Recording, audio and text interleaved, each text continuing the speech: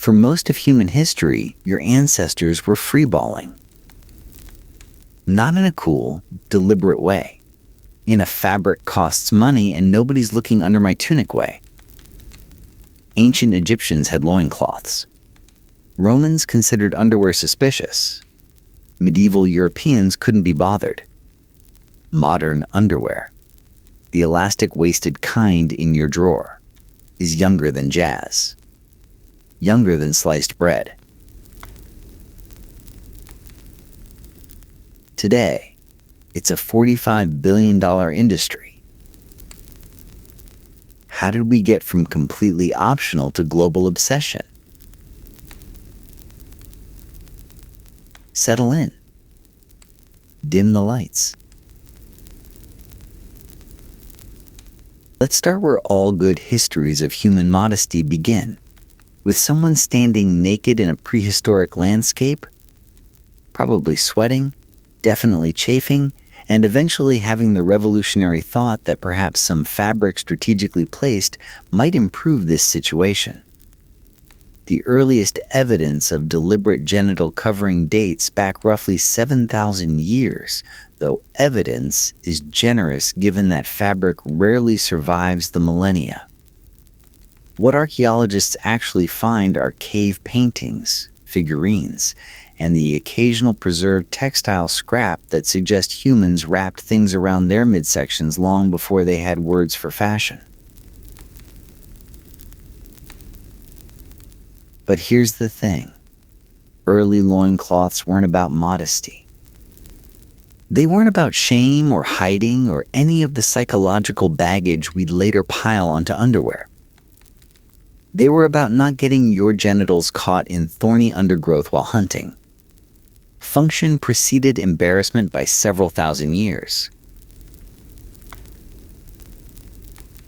In hot climates, the loincloth served practical purposes that modern nudists might appreciate. Protection from sun, sand, insects, and the general abrasiveness of the natural world. In cooler regions, wrappings provided minimal warmth to areas that really prefer not to be cold. The materials varied wildly. Leather, woven grasses, bark cloth, whatever the local environment offered. But the principle remained consistent. Cover the sensitive parts. Worry about philosophy later. The ancient Egyptians elevated this to something approaching art. Their loincloths, called shenti, were white linen triangles or rectangles wrapped around the waist and between the legs, held in place by belts or tucked edges. The quality of the linen, the whiteness of the fabric, the intricacy of the folding. All of these communicated status as clearly as any modern designer label. A pharaoh's shenti gleamed brilliantly white, made from the finest transparent linen that required dozens of workers to produce. A laborer's shenti, if they wore one at all, might be rough flax barely distinguishable from the rags they used to wipe tools. The sun god Ra himself was depicted wearing a shenti, which tells you something about how seriously Egyptians took their underwear theology. Workers building the pyramids often wore nothing but these simple wraps, sometimes not even that, depending on the tomb paintings. Sweating under the desert sun with their loincloths as their only protection against the stone dust and heat. Comfort wasn't really the point. Hierarchy was. Even at the earliest stages of underwear history, what you wore against your skin marked who you were in the world. And this pattern, underwear as status marker rather than practical necessity, would repeat itself across civilizations for the next several thousand years. The Romans looked at underwear the way they looked at a lot of things, as something barbarians did. Wearing anything beneath your toga was considered somewhat effeminate, certainly unnecessary and vaguely suspicious. Real Roman men draped themselves in wool and trusted the layers to do the work. What happened underneath was between you and your toga, and bringing third parties into that relationship suggested a troubling lack of confidence in your own civilizational superiority. This wasn't just fashion preference. It was ideology wrapped in fabric, or rather ideology expressed through the absence of fabric. The toga itself was a masterwork of impractical engineering. Yards of heavy wool arranged in prescribed folds that required training to wear correctly, and fell apart the moment you tried to do anything useful. Sitting down required careful management. Using the toilet was a logistical challenge. Running was essentially impossible without the whole apparatus unraveling into an embarrassing wool puddle. But that was somewhat the point. The toga announced that you didn't need to run, didn't need to labor, didn't need to do anything that might disturb the perfect arrangement of your outer garments. You had slaves for the running and laboring. Your job was to stand there looking dignified. Under all that wool, nothing. Maybe a tunic for warmth in winter. But dedicated undergarments designed to support or contain? That was Greek overthinking at best, Germanic barbarity at worst.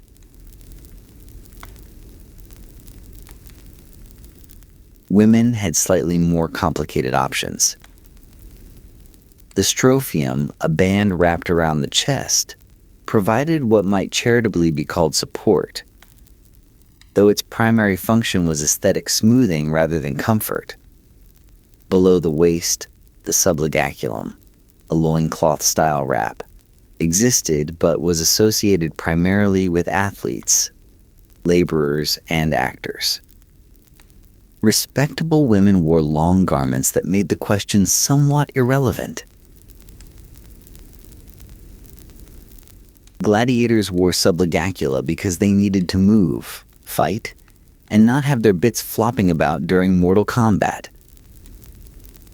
The practical necessity outweighed the social implications, though it marked them as workers rather than citizens, bodies for entertainment rather than dignified persons. This created an interesting class dynamic. The more underwear you wore, the less important you probably were. Senators went commando as a badge of status. Laborers wrapped themselves in protective cloth because their work demanded it. The absence of underwear announced that your body didn't do the kind of work that required additional support. And the bathhouses, those steaming temples of naked networking that we'll visit later, made the whole question somewhat moot anyway. When you're spending hours daily in various states of undress with your social peers, the concept of underwear as hidden garment loses most of its meaning. The Romans weren't prudes. They simply had different ideas about what needed covering, when, and why. And underneath all that toga, the answer was usually nothing at all. If you're imagining medieval Europeans as the uptight, morally constipated ancestors who invented prudishness, prepare for disappointment or relief, depending on your perspective. For most of the medieval period, across most of Europe, underwear remained largely optional. And when it existed, it barely resembled anything modern minds would recognize. Men wore what was called a braise, which sounds much fancier than it was. Picture loose linen shorts, sometimes extending to the knees, sometimes barely covering the essentials, held up by a drawstring at the waist. These weren't tight. They weren't supportive. They were essentially fabric sacks with leg holes, designed primarily to keep outer garments from direct contact with sweaty skin. The wealthy had fine linen braids, soft and frequently changed. The poor had rougher fabric, changed rarely, washed less. Peasant men working fields often skipped them entirely when summer heat made any extra layer unbearable. Under a long tunic, who would know? Who would care? Women had even less in the way of dedicated undergarments. The concept of female underpants essentially didn't exist in medieval Europe. Women wore long chemises, simple linen shifts that served as both underwear and sleepwear, providing a layer between body and outer dress. Below that, nothing. The long skirts handled coverage, and anything beneath them was strictly personal business. This shocks modern sensibilities, but medieval people would have been equally shocked by our obsession with layering. Why wear more fabric than necessary? Cloth cost money. Washing cloth cost labor. Every additional garment meant additional expense and effort in an era when both were precious.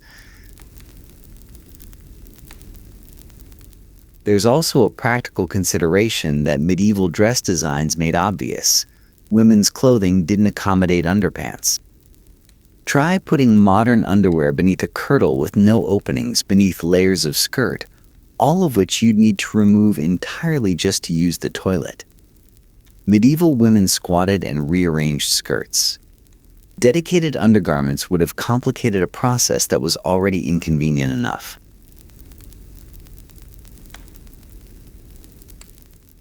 The chemist did the work of separation between skin and outer garments, absorbing sweat and oils so that expensive outer clothing lasted longer.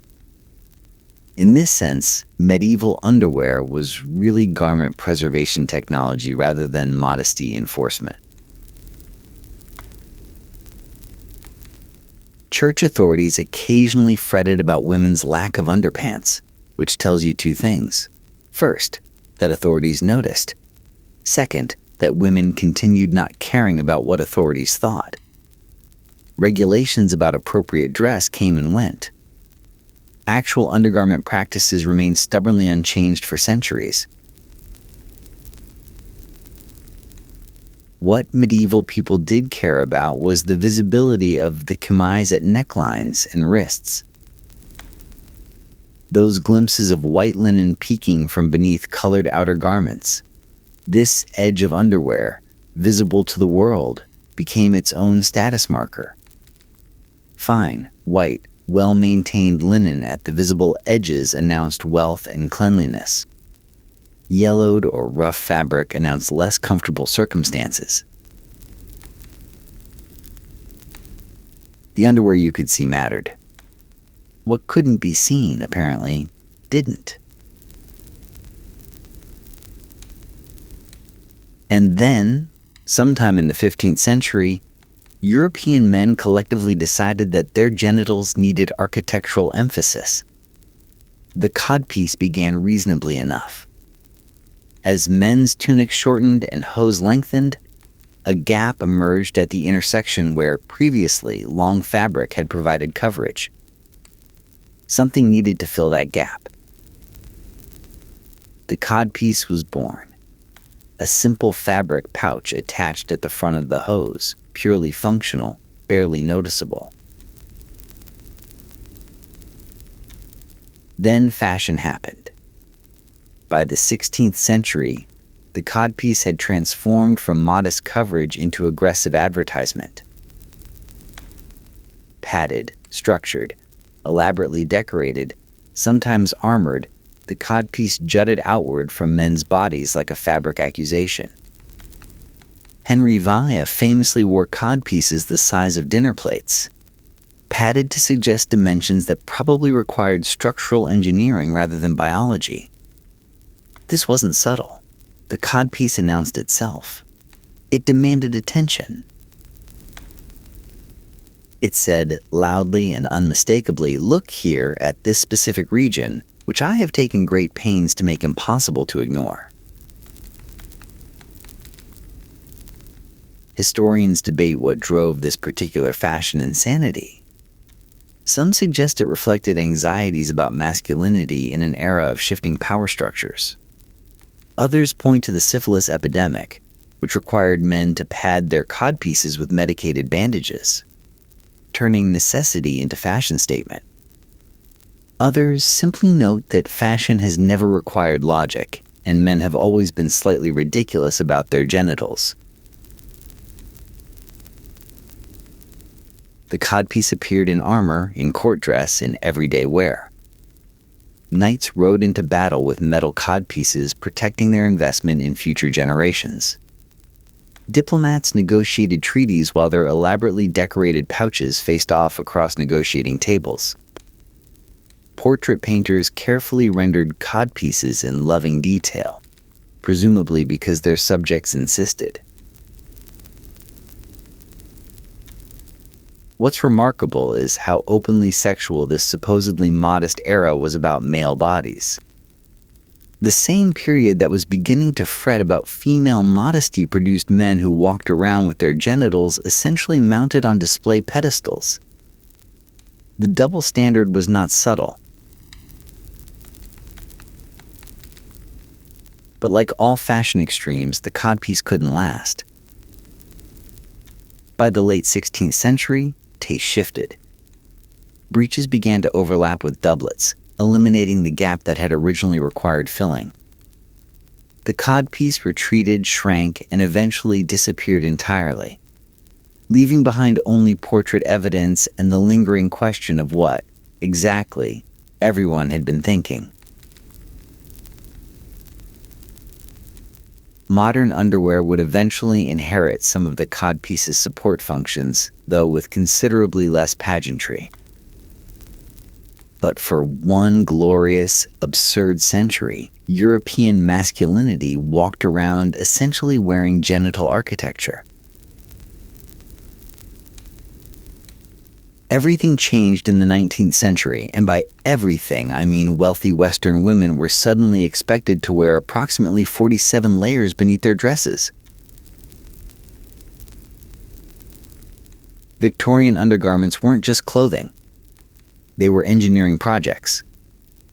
They were moral architecture. They were, in retrospect, one of history's more elaborate systems for restricting female movement while pretending to celebrate female virtue.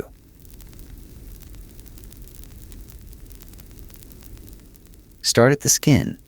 A chemise, the descendant of medieval shifts, light cotton or linen against the body.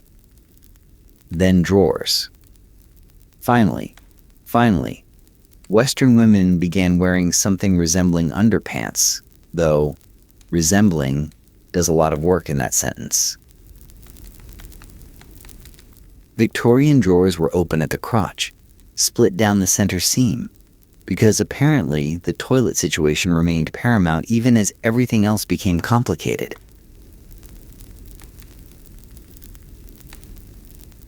Over the drawers, a corset, boned, laced, structural. The corset reshaped the torso according to fashion's demands, cinching waists, lifting busts, creating silhouettes that natural bodies simply don't produce. Tight lacing enthusiasts aimed for waists that made breathing optional and organ function negotiable. Over the corset, a corset cover to smooth the lines. Then a crinoline or bustle, depending on the decade.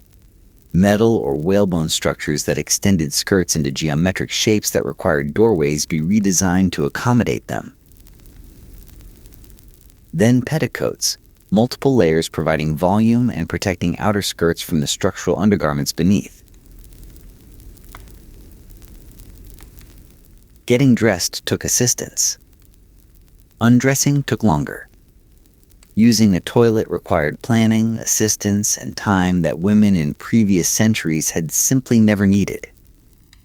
The open crotch drawers were the Victorian compromise. Maintain elaborate upper construction while preserving basic biological function. This was new. This was revolutionary. This was a complete departure from centuries of relative undergarment simplicity. But why? What transformed underwear from afterthought to obsession? Several forces converged. Industrialization made fabric cheaper and available in quantities that supported elaborate layering. Rising middle classes needed ways to signal status and visible complexity of dress. Even the complexity hidden beneath served that purpose. Medical theories of the era promoted particular body shapes as healthier, giving pseudo-scientific justification to restrictive garments. And then there was morality. Victorian sexual ethics required female bodies to be simultaneously invisible and perfectly controlled. The elaborate underwear regime served both purposes, hiding the body beneath layers while reshaping it into acceptable configurations. The corset was moral infrastructure as much as physical support. Men's underwear also evolved, though less dramatically. The union suit emerged, that one-piece long underwear that persists today in thermal contexts. Factory production standardized men's undergarments in ways previous hand-sewn versions never achieved. But men never faced anything approaching the structural complexity women navigated daily. The Victorian period established underwear as essential rather than optional, complex rather than simple, morally significant rather than merely practical. After centuries of European ambivalence about undergarments, suddenly everyone needed them, everyone talked about them or pointedly didn't. And everyone understood that what you wore beneath your clothing said something important about who you were. This foundation, underwear as identity, as morality, as necessity, would persist long after the corsets loosened and the crinolines collapsed. The modern underwear era has an exact birthday, 1920, give or take, when elastic fabric became commercially viable and the garment industry realized it could finally make underwear that stayed up without structural engineering.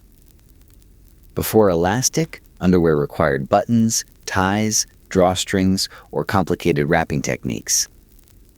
Even the relatively simple men's undergarments of the late 19th century needed fastening systems that added time and complexity to getting dressed.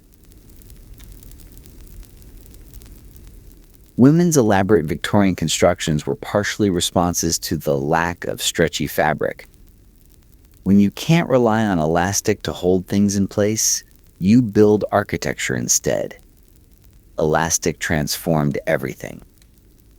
Suddenly, underwear could hug bodies without external support.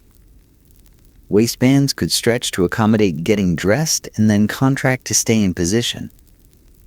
The entire relationship between body and garment shifted from garment as structure to garment as second skin. The 1920s saw the first modern underpants, simple cotton or silk shorts with elastic waists that women could pull on and forget about. No more drawstrings. No more tying. No more open crotch compromises for toilet access because now underwear could be removed quickly and replaced just as fast.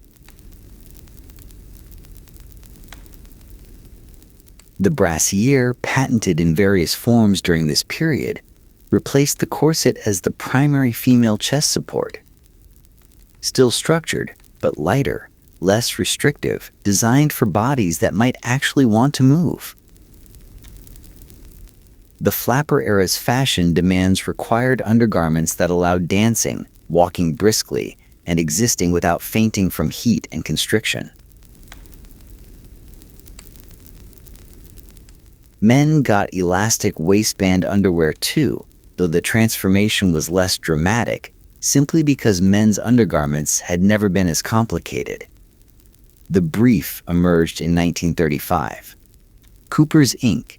introduced the jockey brief as athletic support made stylish, scandalously short by previous standards, supported entirely by elastic tension.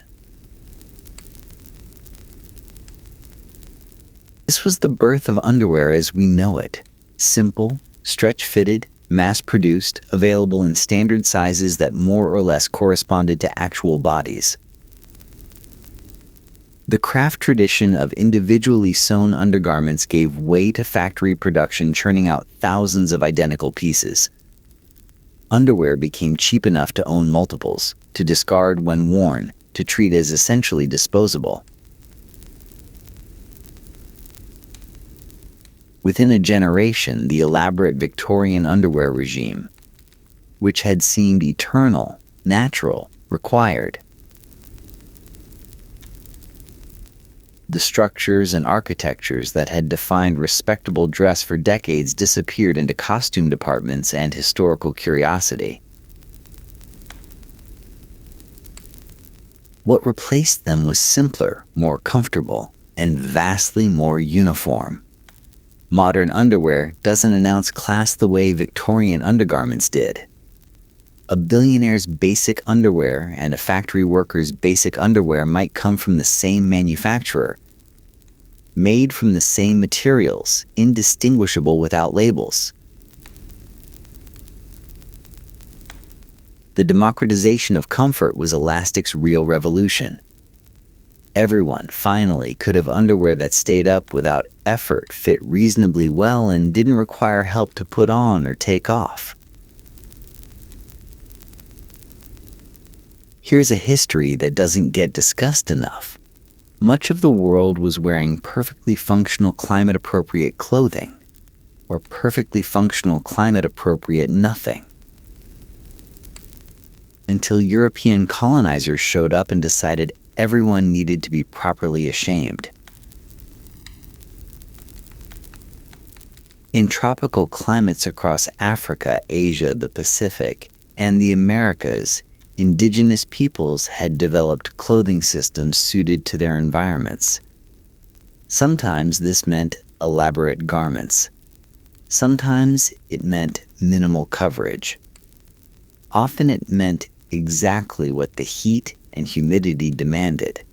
Less fabric, more airflow, no unnecessary layering. Colonizers saw this and perceived moral failure.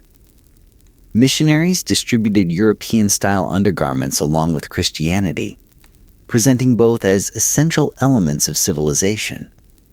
Indigenous peoples who had managed perfectly well without drawers or chemises for thousands of years were suddenly told that their bodies required covering, that their previous practices were shameful, that progress meant adopting the textile preferences of people from dramatically different climates. The results were often literally unhealthy. European-style clothing in tropical environments trapped heat, promoted fungal infections, and created discomfort that local clothing traditions had sensibly avoided. But health wasn't really the point. Control was the point.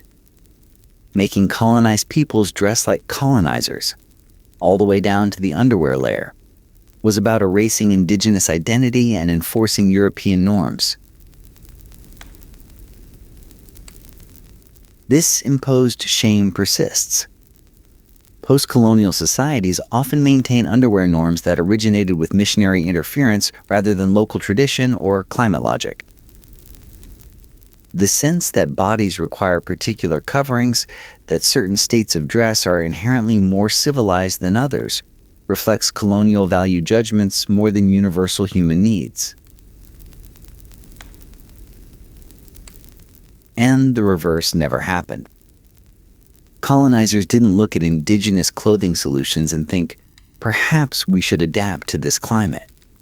They imported their wool and their corsets and their multiple layers and sweated through them, maintaining inappropriate dress as a marker of civilizational superiority, even when that superiority was literally giving them heat stroke.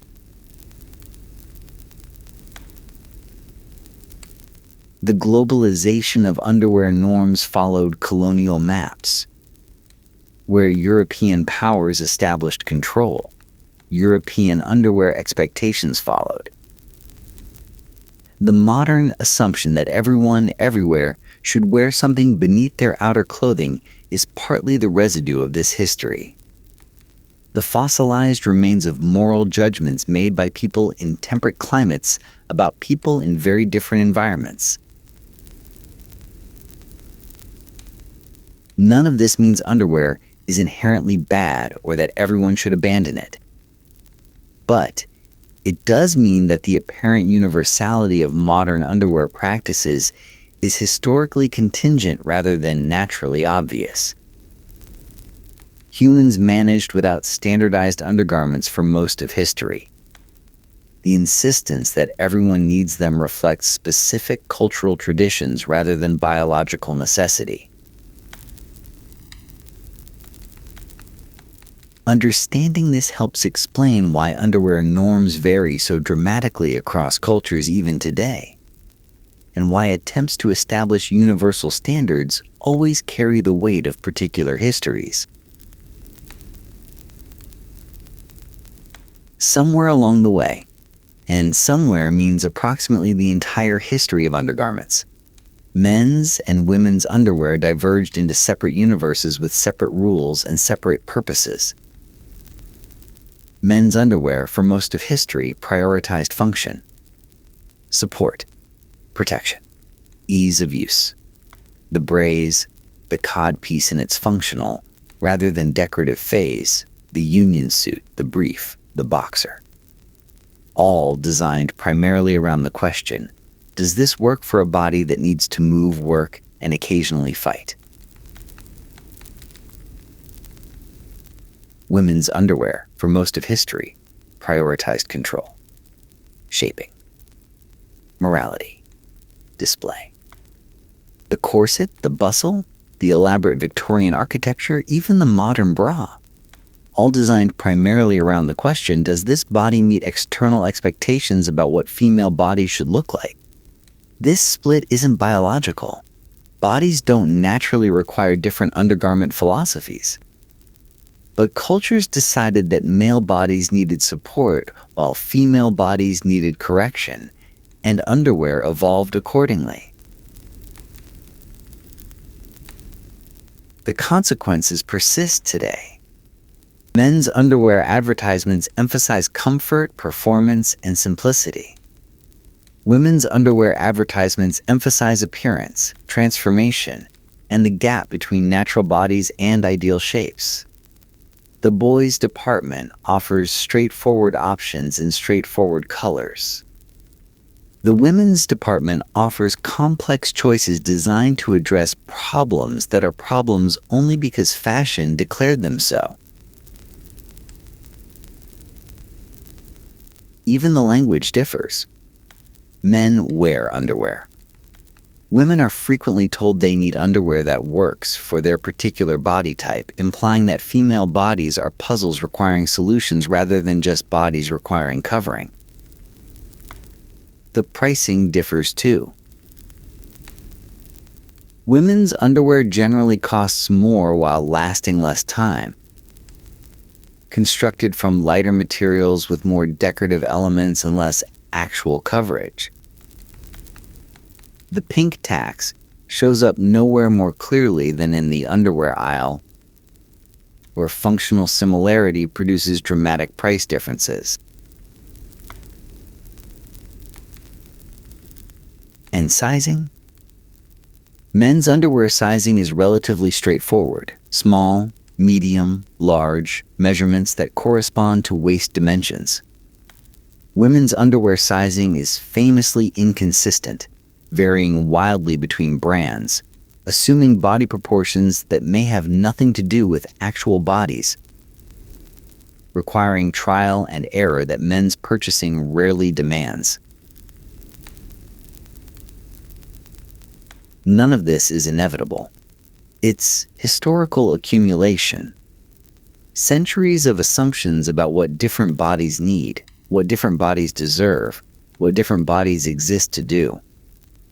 Underwear absorbed these assumptions and codified them in fabric and elastic. The recent rise of gender-neutral underwear brands represents a small challenge to this split, suggesting that perhaps bodies are just bodies and underwear is just fabric, regardless of who's wearing it.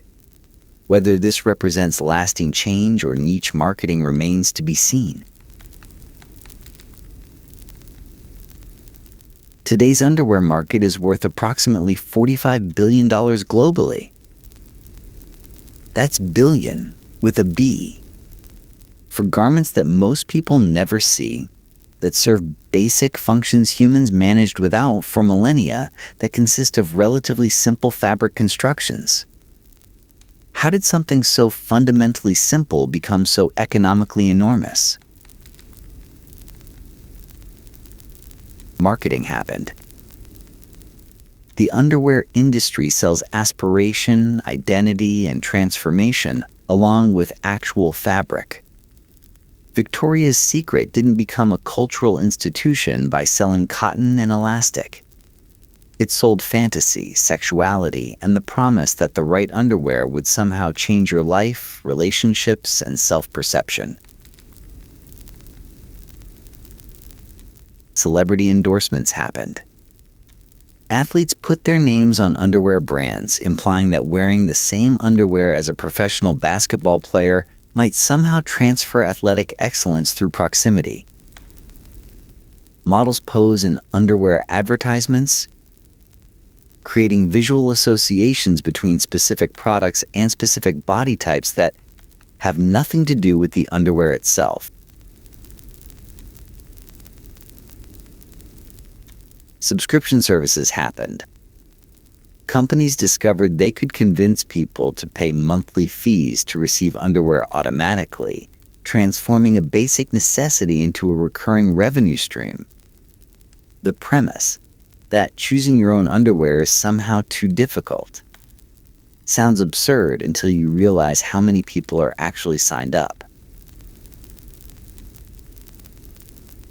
Status signaling happened. Designer underwear brands charge enormous premiums for products functionally identical to basic versions, selling the logo visible on the waistband rather than the garment itself.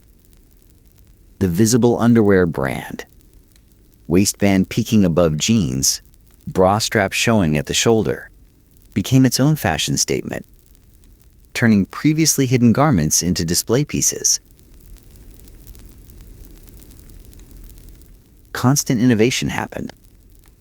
The industry needs new products to sell, which means perpetual reinvention of something that hasn't fundamentally changed in decades.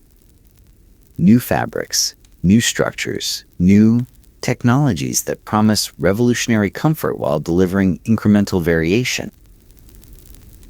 The underwear drawer fills with experiments that didn't quite work, replaced by new experiments making the same promises. And insecurity happened.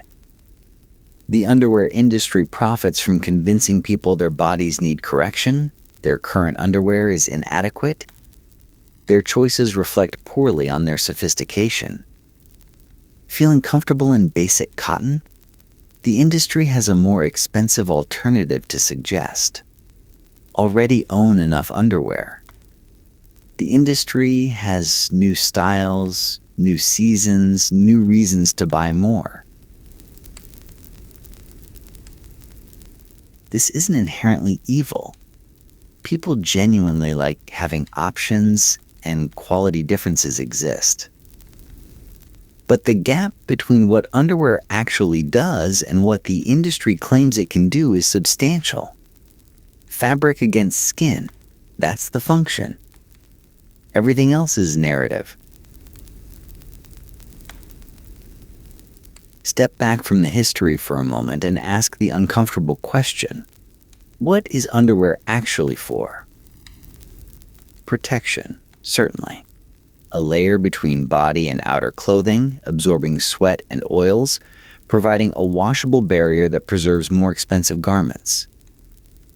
Support in various configurations for body parts that benefit from stabilization during movement.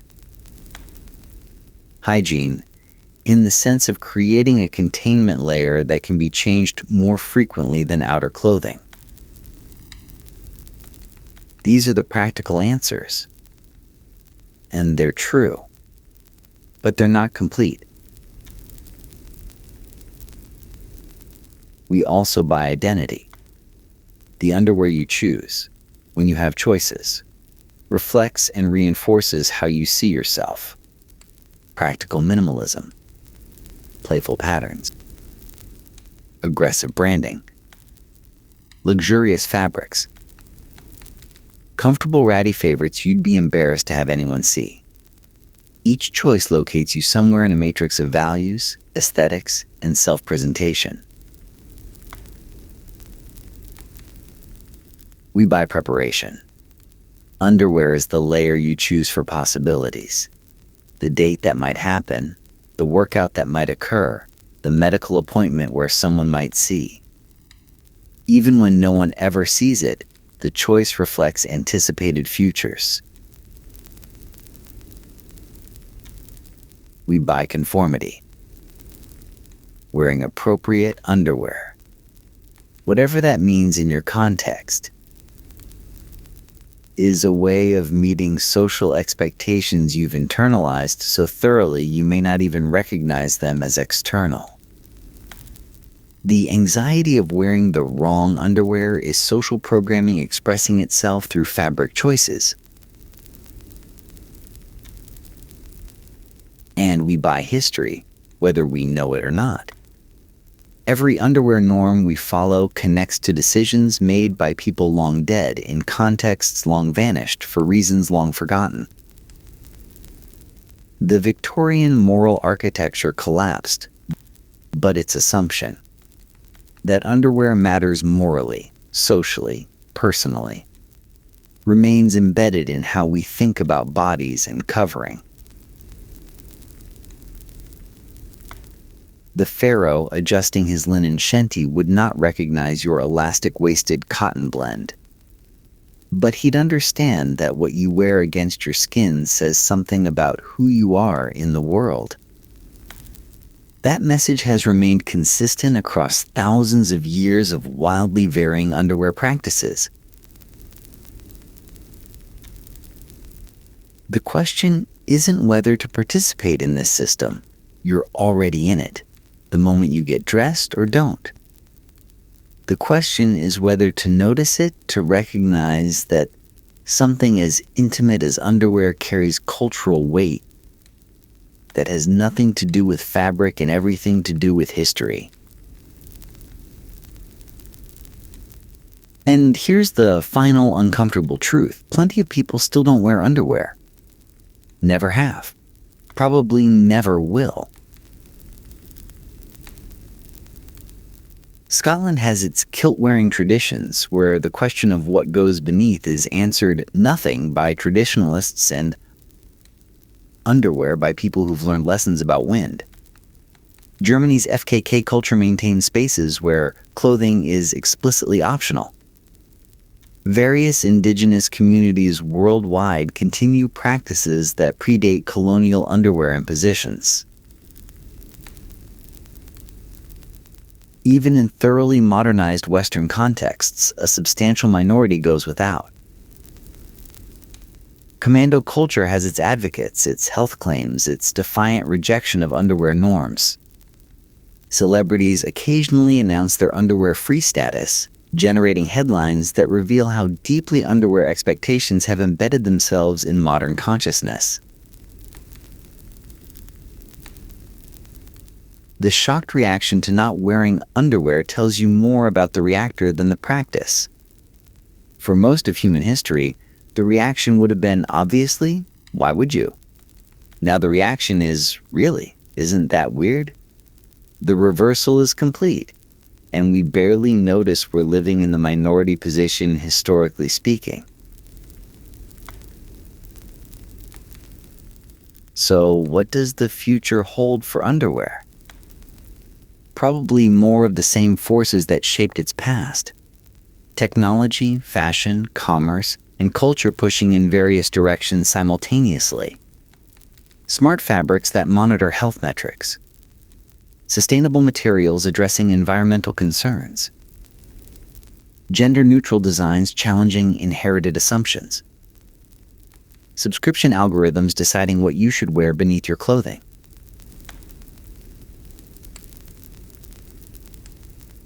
But also probably, people continuing to make choices ranging from elaborate to absent, from considered to indifferent, from expensive to economical. Underwear is unlikely to become less complicated, less loaded with meaning, less tangled up in identity and commerce and history. The pharaoh's shenty, the Romans' nothing, the medieval peasant's rough braise, the Victorian's architectural corset, the modern elastic brief. All of these solved the same basic problem with wildly different answers. All of these carried meaning beyond mere function. All of these participated in larger stories about bodies, status, identity, and what civilized people do. Your underwear, or lack thereof, continues that story. Whether you think about it or not. Whether you want it to or not. Some histories land that close to the skin. Former actress, former prostitute, empress. And she ran intelligence from every brothel she once knew. Theodora's origin story sounds like fiction designed to scandalize. Born around 500 CE to a bear-keeper at Constantinople's Hippodrome, she grew up in the entertainment district. A world of performers, prostitutes, and poverty that respectable Byzantines pretended didn't exist while enthusiastically patronizing it. By her teens, she was on stage herself, performing in productions that ancient sources describe with a prudishness that tells you exactly how explicit they were. Then she became an actress, which in 6th century Constantinople meant something closer to courtesan than performer. The theater was adjacent to prostitution, sometimes indistinguishable from it. Theodora worked that world, rose in it, accumulated patrons and protectors, and the kind of knowledge that comes from seeing powerful men at their least dignified. And then, somehow, she caught the attention of Justinian, heir to the Byzantine throne.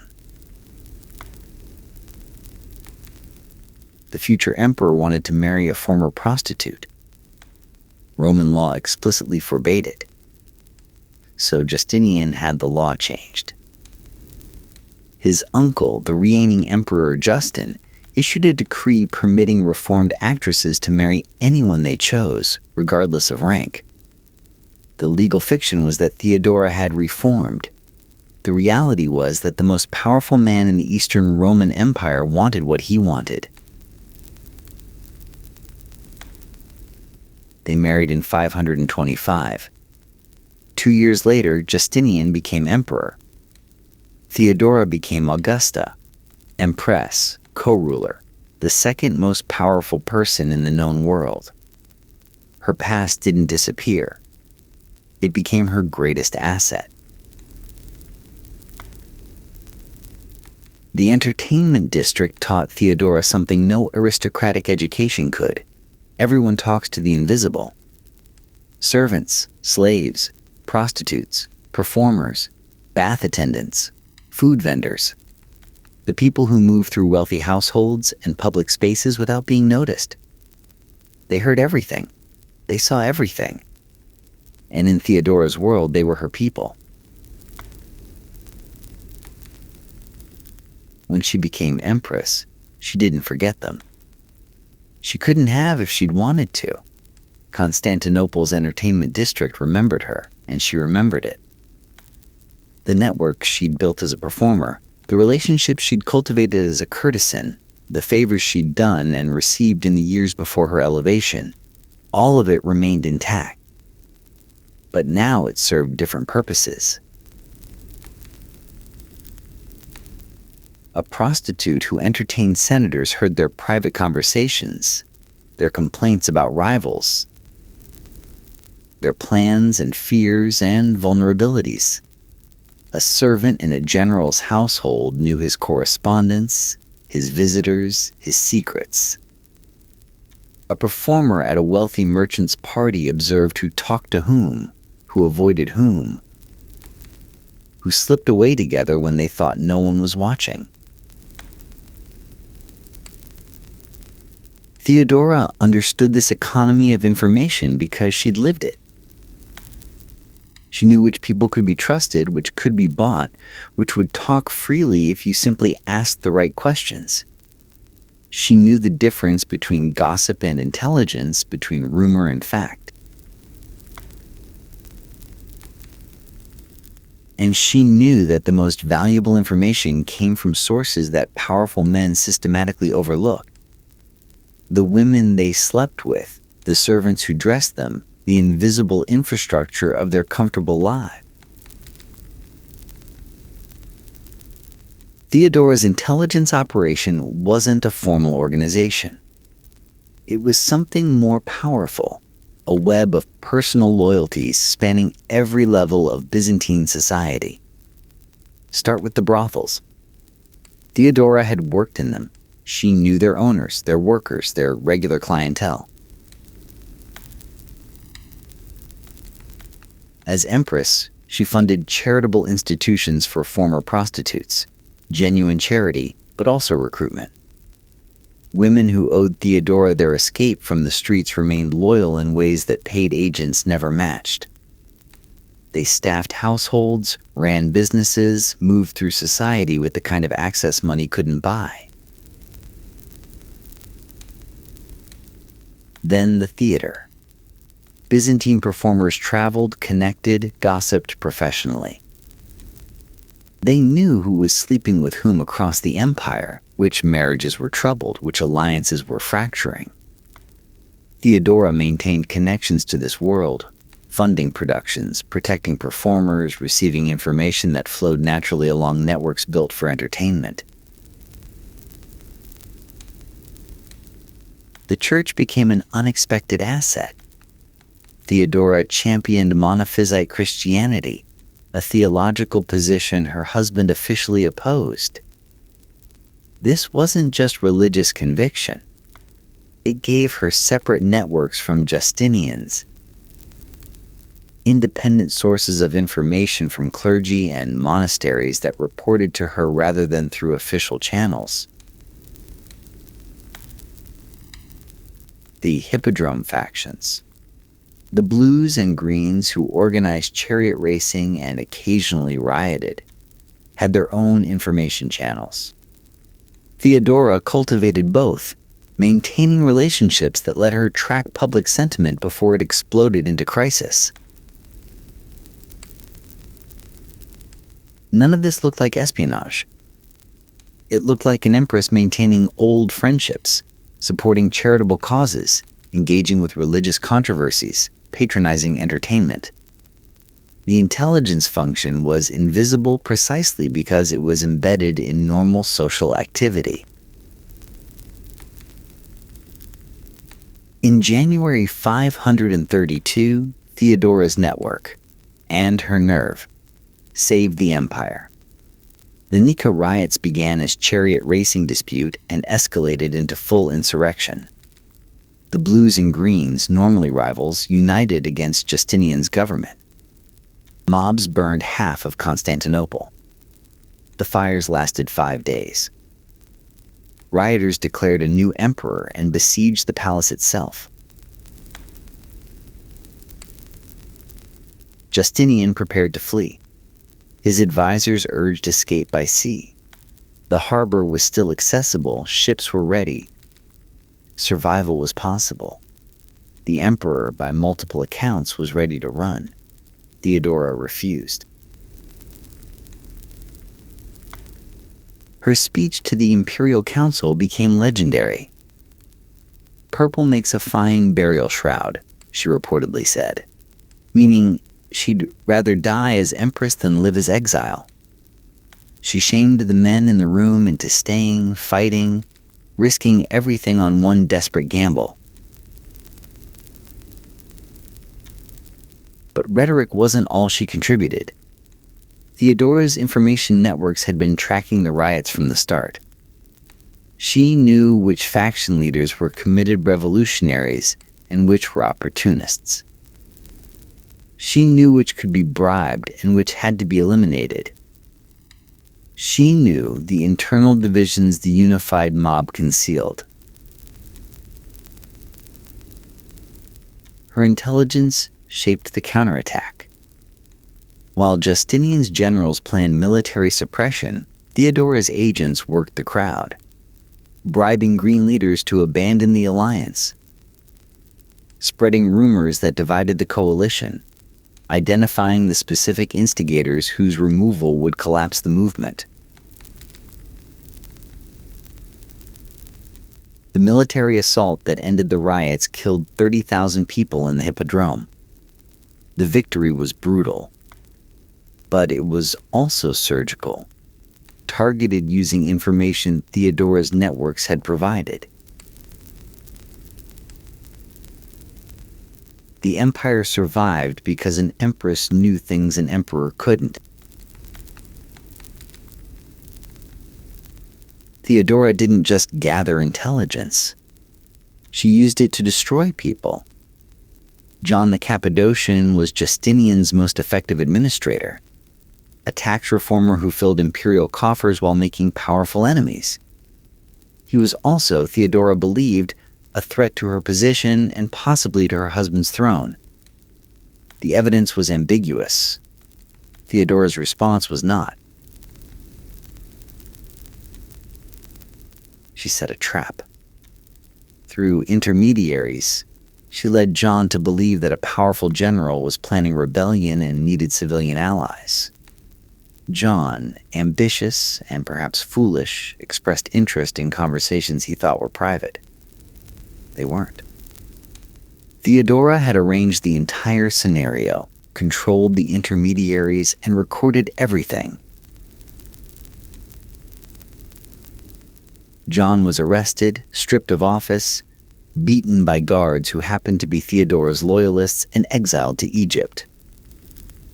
His career ended not through public trial, but through private intelligence operation. Manufactured evidence of a conspiracy he'd been lured into discussing. Was John actually dangerous? Historians debate it. What's certain is that Theodora perceived him as a threat and eliminated him using methods that never appeared in official proceedings.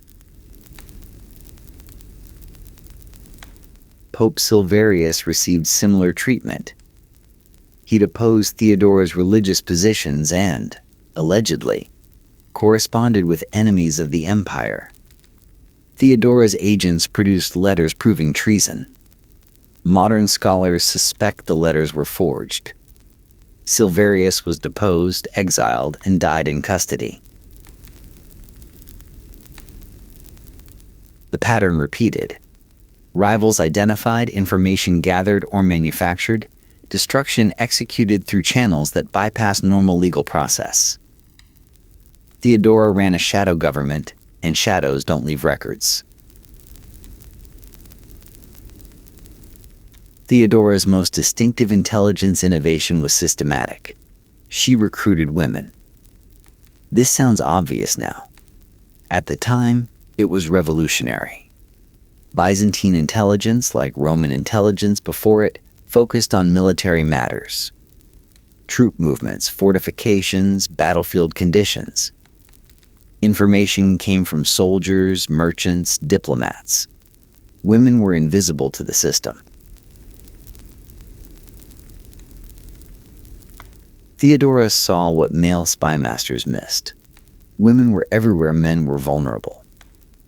The bedroom, the bath, the private chambers where guards were dismissed and pretenses dropped. A wife knew her husband's secrets.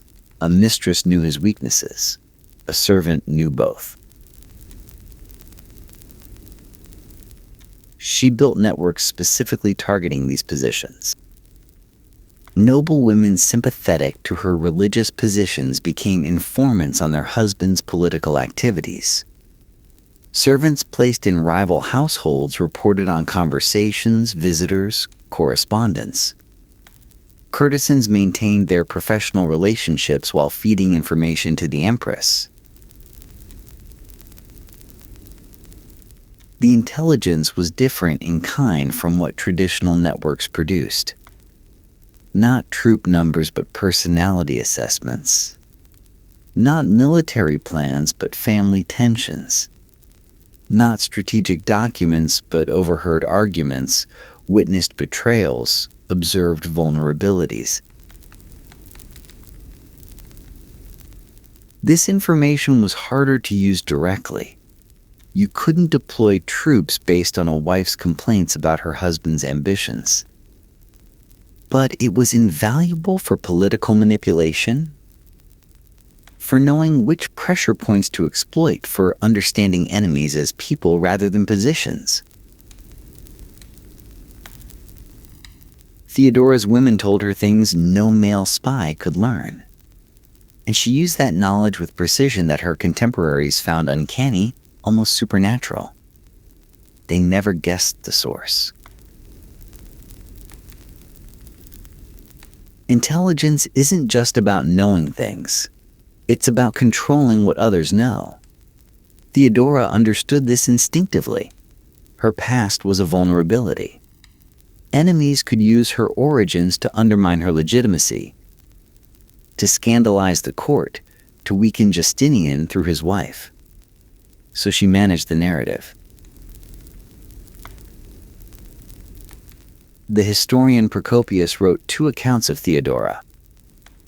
His official history praised her as a dignified empress, partner in Justinian's achievements, defender of the empire. His secret history, published only after both were dead, portrayed her as a manipulative monster, detailing her allegedly depraved past in terms designed to shock.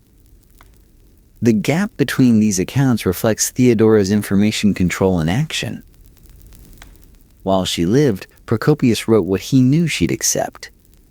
He understood the consequences of crossing her. Only after her death did he risk the truth, or his version of it, which may have been as politically motivated as his earlier flattery. Theodora also managed her public image through spectacle. She appeared at court in extraordinary splendor. Robes, jewels, ceremonies designed to overwhelm observers with imperial majesty. The former actress understood performance. She constructed Empress Theodora as a character, a public persona that obscured the operational intelligence officer behind it. Visiting diplomats described her audiences in terms that suggest careful staging. The lighting, the positioning, the ritual prostration required before approaching. All of it designed to project power while gathering information. Ambassadors revealed more than they intended to an empress who watched everything while appearing to merely receive homage. Theodora's support for monophysite Christianity wasn't just faith. It was infrastructure. The Monophysite controversy divided the Byzantine Church.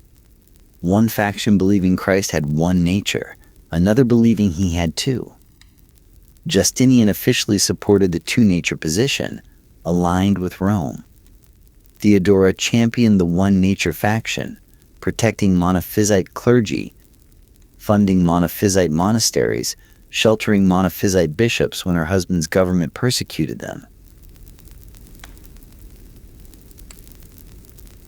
This created a shadow church loyal to her personally. Monophysite clergy across the empire, in Egypt, Syria, the eastern provinces, owed their survival to Theodora's protection. They reported to her. They advanced her interests. They constituted an information network parallel to and independent from official imperial channels. When Theodora wanted to know what was happening in Alexandria, she didn't rely on the governor's reports. She asked the Monophysite patriarch, who owed his position to her intervention. When she wanted to track sentiment in Syria, she queried monasteries she'd funded, clergy she'd protected from imperial prosecution. The religious network also provided cover for other intelligence activities. Monasteries were waypoints for travelers. Monks observed and reported. Churches gathered communities where information flowed freely. A religious patronage operation looked nothing like espionage while functioning precisely as such. Justinian tolerated this, or couldn't prevent it. His empress ran religious policy independently, building power bases he couldn't control. Whether this was arrangement or failure of imperial authority, the effect was the same. Theodora had her own empire within the empire. Theodora died in 548, probably of cancer. Justinian never remarried. By multiple accounts, he never recovered. The empire felt her absence immediately. The intelligence networks she'd built were personal. Loyalties to Theodora didn't transfer automatically to her widower. The women's networks dissipated without her coordination. The Monophysite church lost its protector and faced renewed persecution. Within a generation, historians were already arguing about what she'd actually done. The secret history portrayed her as a demon. Official accounts portrayed her as a saint. Neither captured the operational reality, a woman who built power from nothing using information as currency. Her methods didn't survive her. Byzantine intelligence reverted to traditional patterns. Military focus, male networks, official channels. The systematic cultivation of female informants, the integration of social networks into intelligence gathering, the use of charitable institutions as cover for recruitment. These innovations died with their inventor. But the template existed. Theodora had demonstrated that the invisible could see everything, that power accumulated by those dismissed as unimportant, that a network built on personal loyalty outperformed bureaucratic alternatives. Modern intelligence services rediscovered these principles slowly. The recognition that women could be agents, not just honeypots. The value of social networks over formal hierarchies. The power of information gathered through relationships rather than surveillance. Theodora figured this out 15 centuries ago, operating from a brothel's education in a world that underestimated her at every turn.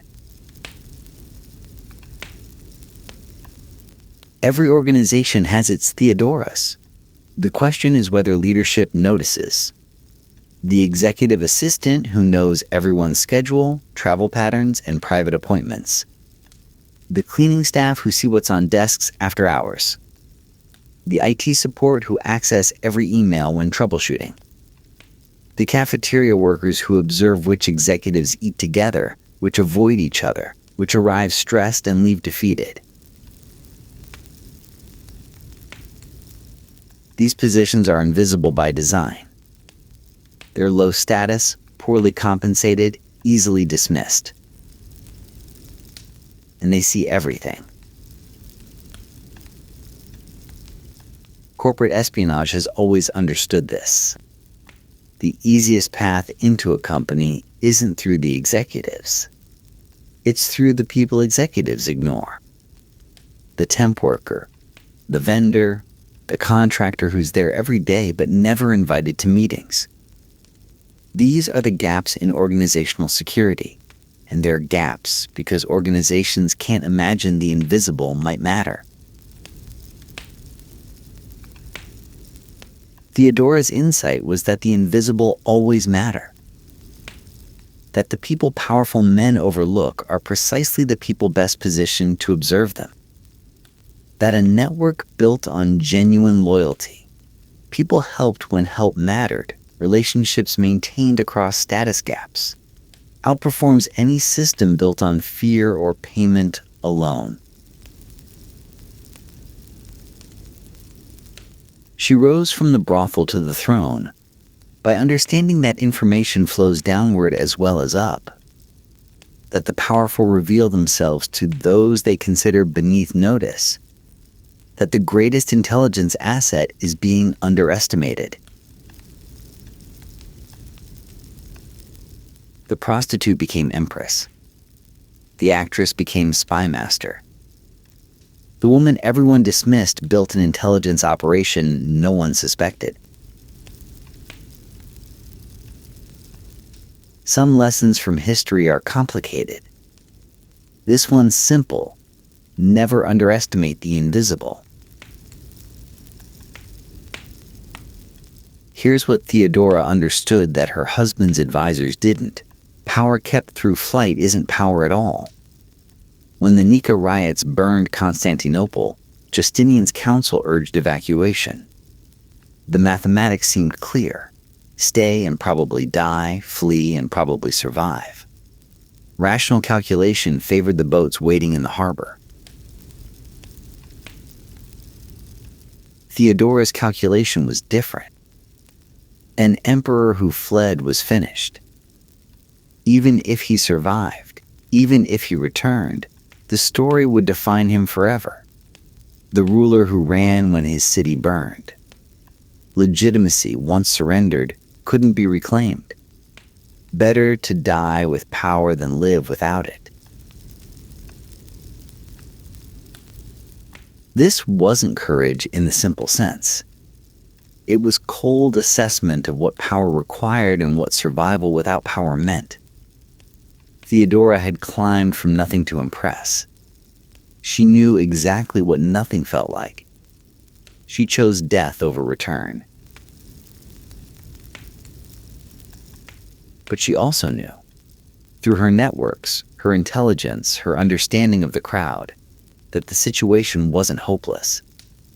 The rioters were divided. Their leadership was weak. Their alliance was fragile. What looked like overwhelming force was actually coalition, and coalitions fracture. Her gamble worked because it wasn't purely a gamble. She had information the panicking council lacked. She understood the enemy better than her husband's generals did. She knew where to apply pressure, whom to bribe, how to break the opposition. Purple makes a fine burial shroud, but Theodora wasn't planning to need one. She was planning to win, and she did. What do you learn growing up in Constantinople's entertainment district? You learn to read people. Survival depends on assessing threats quickly, identifying protectors, distinguishing genuine interest from dangerous obsession. You develop instincts that palace-raised aristocrats never need, and therefore never acquire. You learn that powerful men are vulnerable. They come to the entertainment district precisely because they want to shed the armor of their public positions. They drink, they boast, they confess. They reveal themselves to women they consider disposable. They forget that the disposable remember everything. You learn networks. The entertainment district runs on relationships.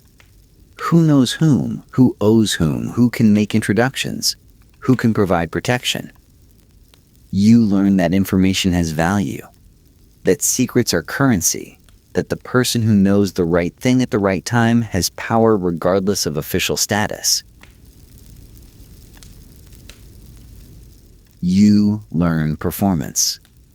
Every interaction is a role. The person you present to clients isn't the person you are. The persona is a tool, a product, a layer of protection. You learn that identity is flexible, that public image and private reality need not align, that controlling your story matters more than living authentically. And you learn, above everything else, that the world underestimates you. That being dismissed as worthless can be transformed into advantage. That invisible people see clearly precisely because no one thinks to hide from them. Theodora took these lessons to the throne. She built an intelligence empire on the education of the brothel. Some schools don't issue degrees. They just teach you how the world actually works.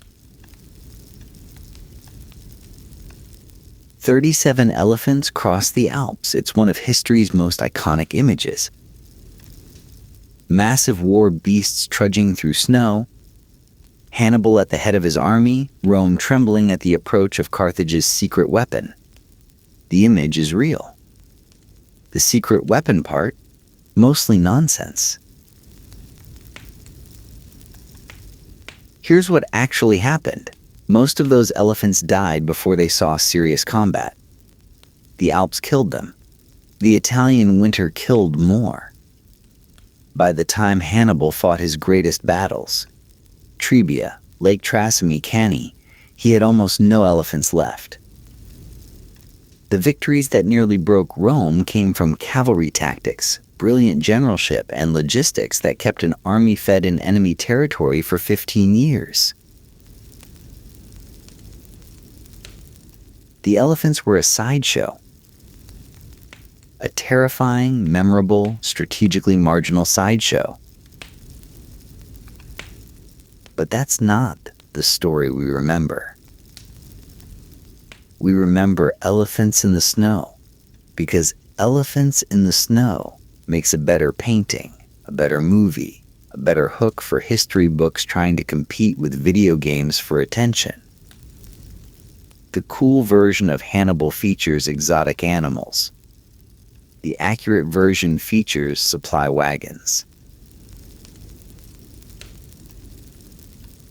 This is a pattern that repeats throughout military history. The flashy detail obscures the boring truth. The cavalry charge gets the painting. The quartermaster who made the charge possible gets a footnote.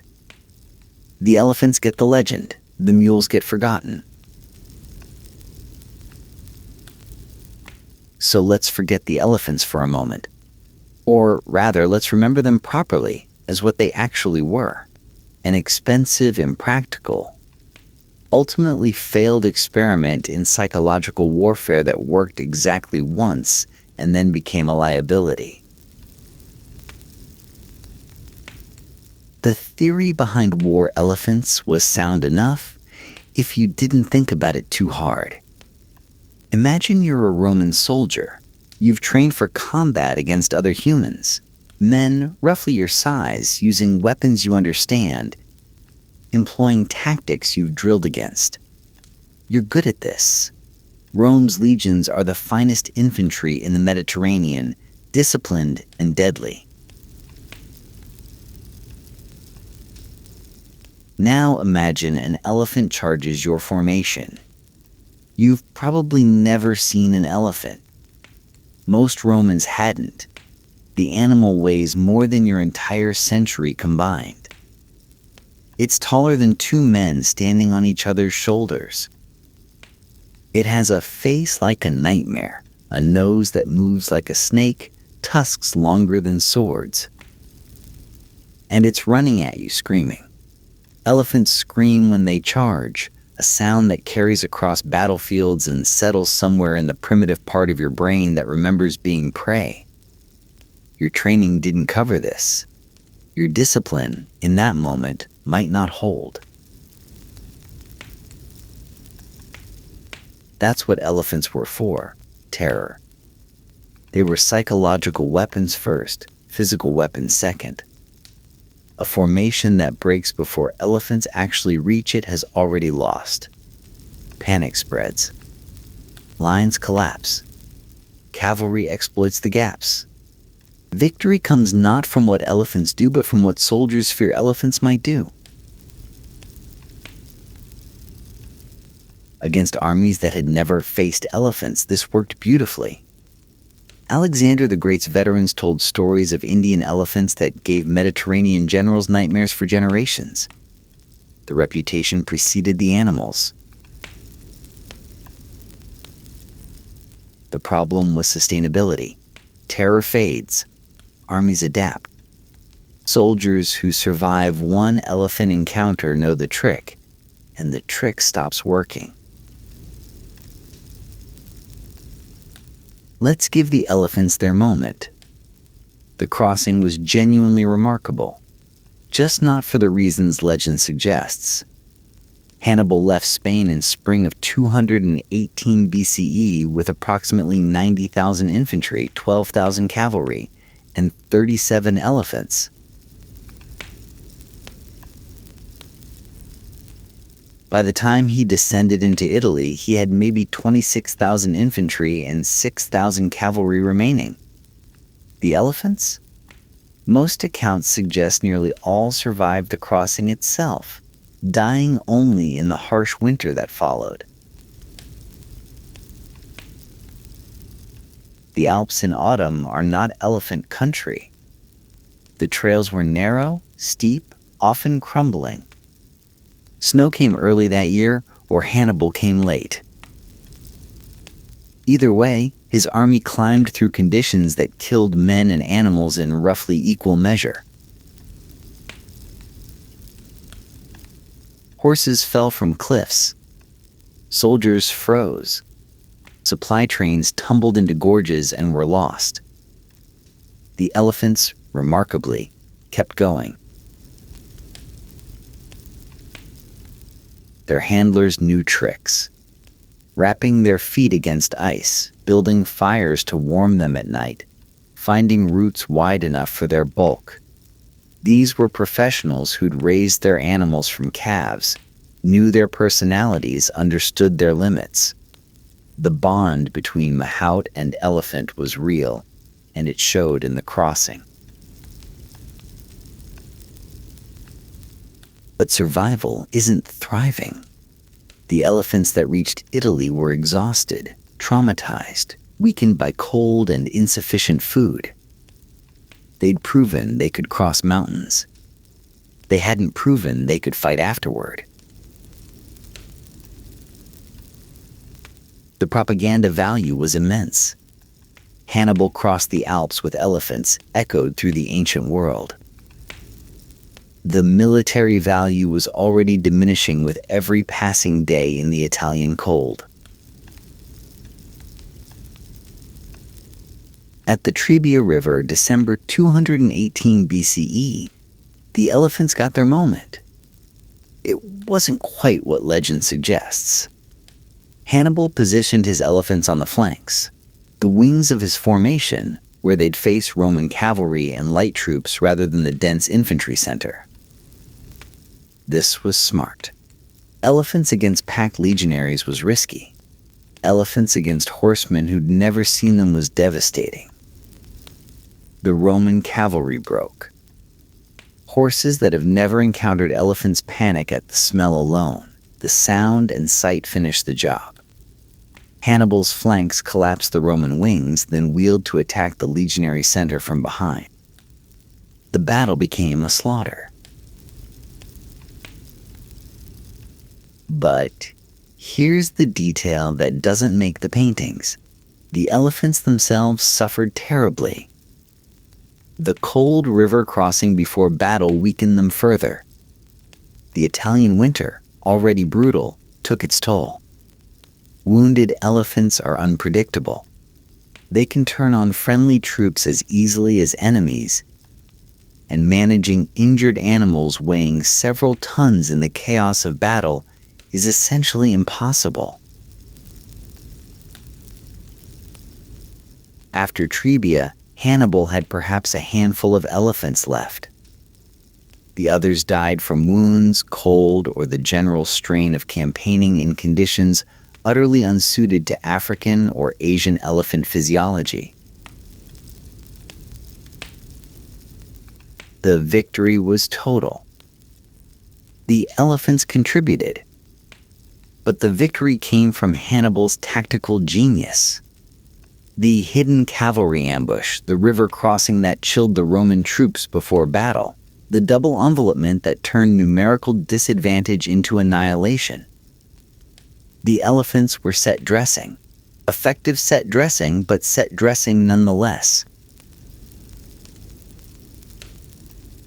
The Battle of Cannae is military history's most studied engagement. Tacticians still teach it. Generals still aspire to replicate it. Hannibal destroyed a Roman army twice his size. 50,000 or more Romans killed in a single afternoon against roughly 6,000 Carthaginian casualties. He did it without elephants. By August 216 BCE, Hannibal's elephants were gone. All of them.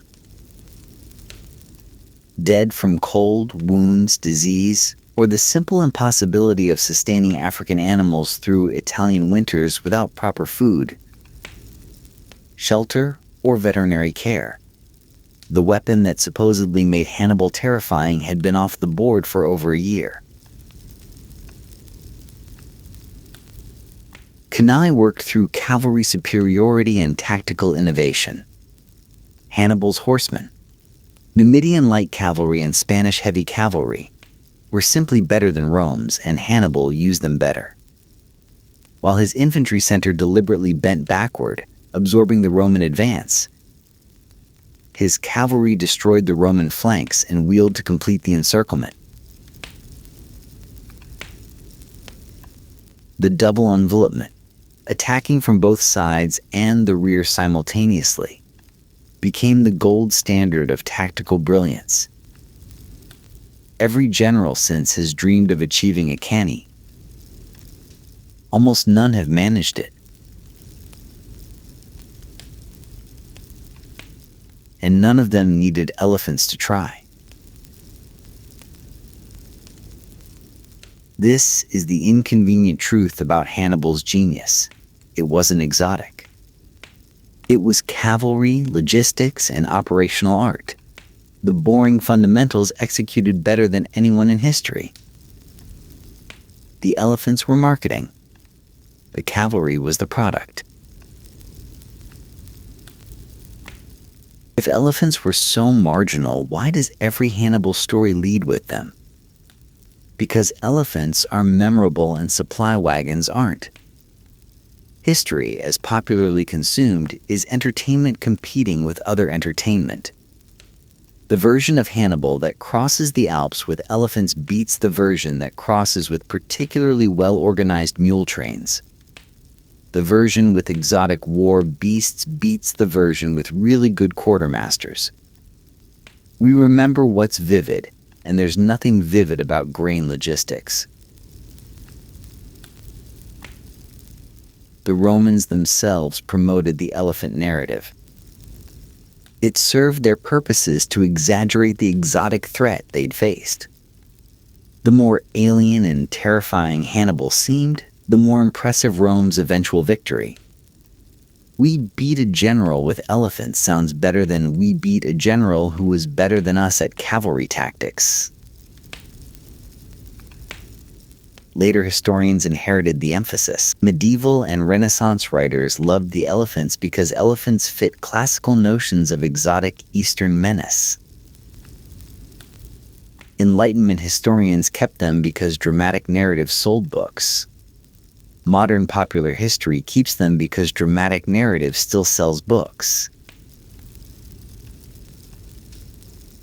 Each generation replicates the distortion, not from malice but from the structural incentives of storytelling. The accurate version is boring. The elephant version is not. Guess which one survives? This pattern, exciting detail obscuring important truth, shows up everywhere. We remember the charge, not the logistics that made it possible. We remember the genius, not the staff who implemented it. We remember the elephants, not the mules. Military history, properly understood, is mostly about mules. Here's what war elephants actually required and why they were strategically impractical for any sustained campaign. Food. An adult elephant eats between 200 and 600 pounds of vegetation daily. Hannibal's 37 elephants needed, conservatively, 10,000 pounds of fodder every single day in enemy territory, while also feeding 90,000 soldiers and 12,000 horses. The logistics were nightmarish before the campaign started. They became impossible once supplies couldn't flow freely from friendly territory. Water. Elephants drink 30 to 50 gallons daily. Finding water for an army is already challenging. Adding elephant requirements made every river crossing, every campsite, every route decision more complicated. Climate. African elephants, and Hannibal's were likely North African forest elephants, now extinct, evolved for warm climates.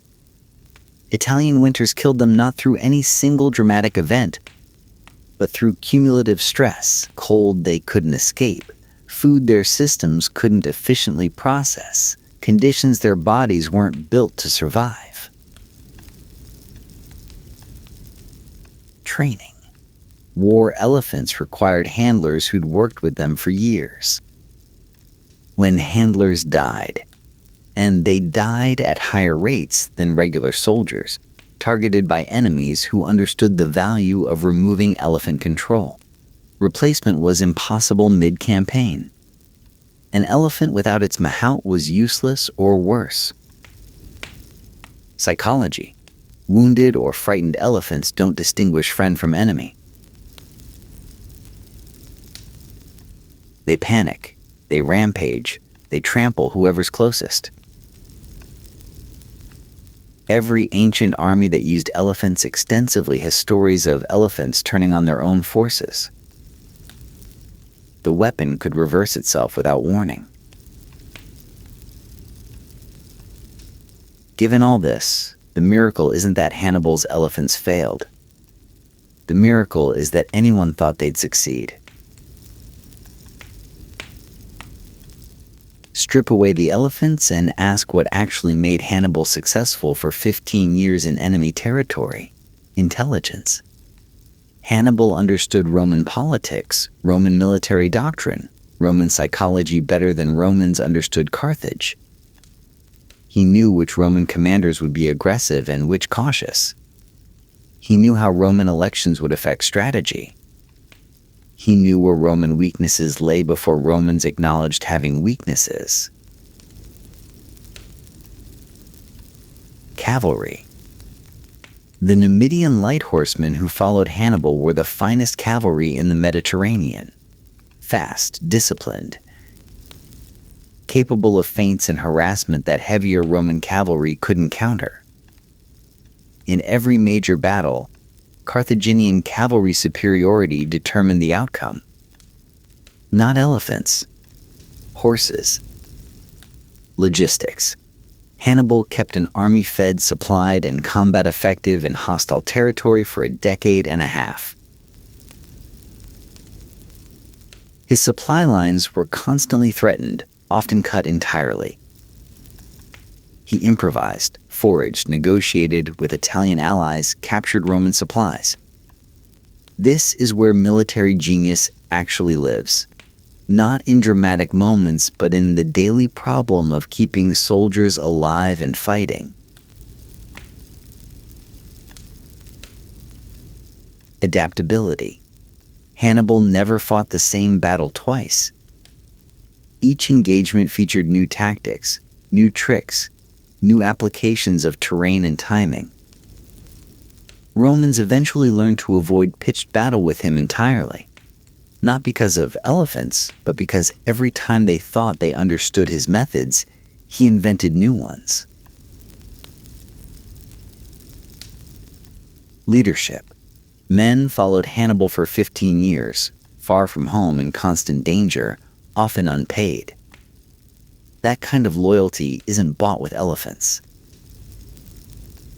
It's earned through the thousand small decisions that make soldiers trust their commander with their lives.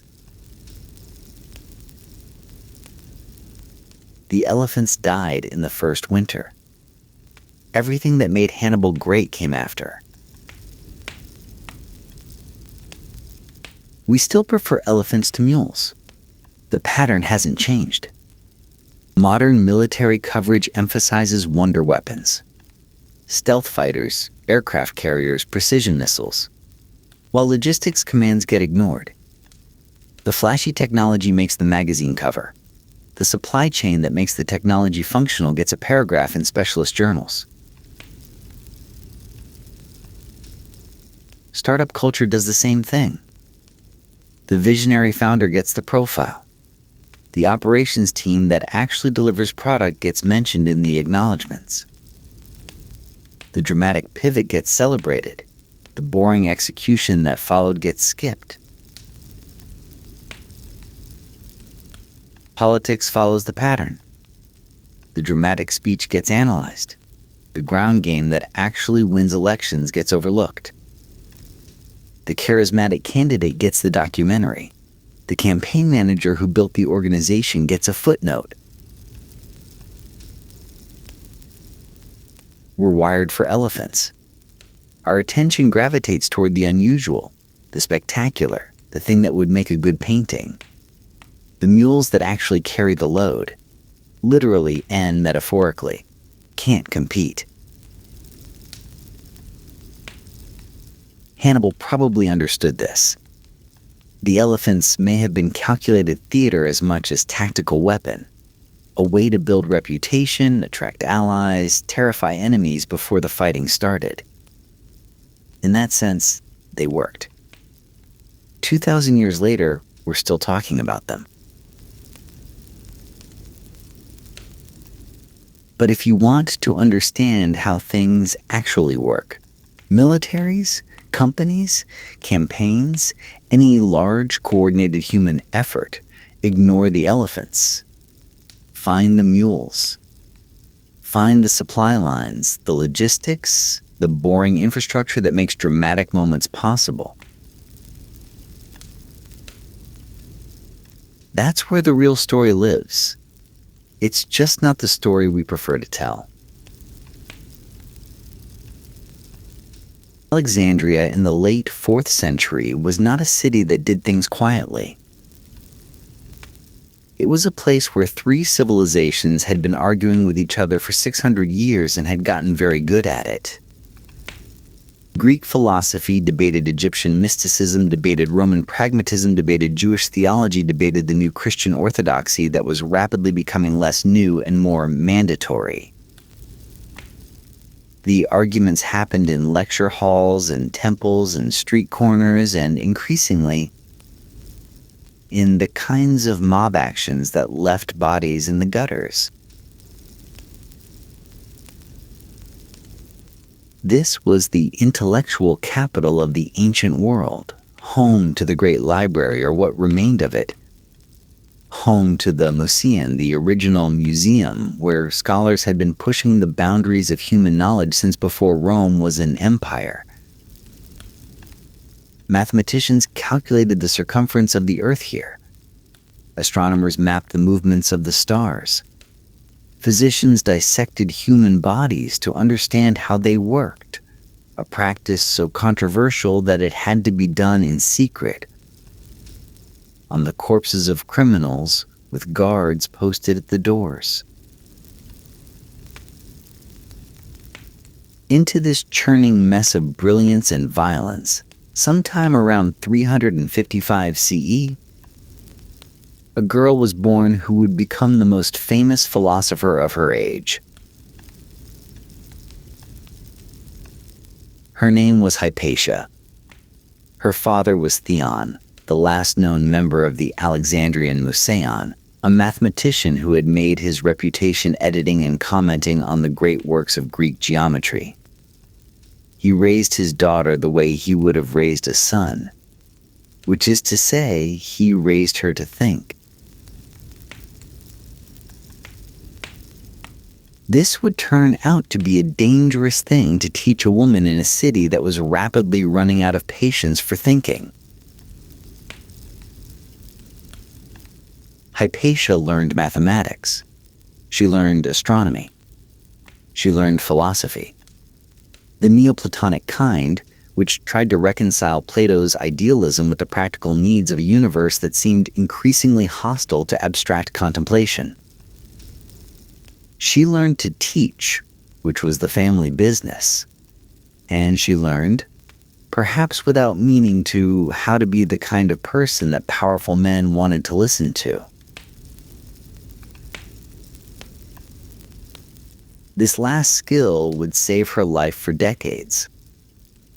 It would not save her forever.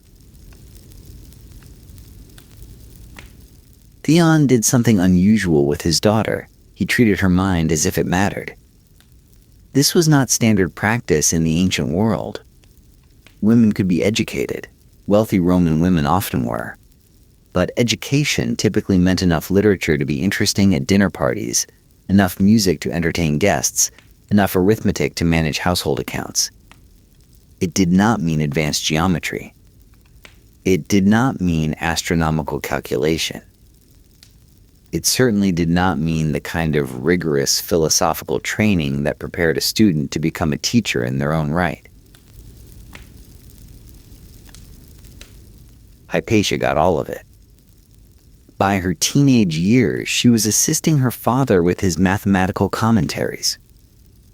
The detailed explanations and elaborations that made ancient texts accessible to new generations of students. Theon's commentary on Ptolemy's Almagest, the foundational text of ancient astronomy, bears traces of Hypatia's contributions. His work on Euclid's Elements may have been partially her work. The line between father and daughter blurred in their scholarship, two minds working on the same problems, building on each other's insights. She learned to use an astrolabe, the ancient world's most sophisticated astronomical instrument, a brass circle covered in rotating plates and pointers that could calculate the positions of celestial bodies, tell time, determine latitude, and perform dozens of other computational tasks. She may have improved its design. Some sources credit her with inventing a new type of hydrometer for measuring the density of liquids, though the evidence is murky. What isn't murky is her reputation. By her 20s, Hypatia had become a teacher in her own right. Students came from across the Mediterranean to study with her. Young men from wealthy families, future politicians and bishops and provincial governors, drawn by her intellect and her ability to explain complex ideas in ways that made them feel profound rather than merely difficult. She taught in public.